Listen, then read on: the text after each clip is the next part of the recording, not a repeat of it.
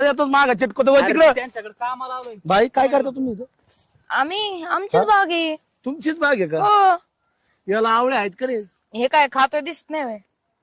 तो आला. तू जाण भाऊ, आता आमचं काम काय बघायचं का? तू हे काय काम आहे? तुझं काय काम आहे ते सांग बरं आधी. हा? मी आता एवढ्या दिवसापासून तुमच्या दोघीच्या मागे पळतोय, लग्नाचं विचारतोय.